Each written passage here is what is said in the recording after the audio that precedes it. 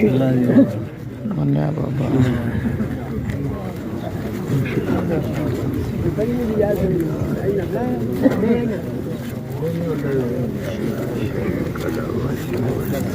कलमा शहादत मक्खियां उड़ाई रख कोल खला जी कलमा शहादत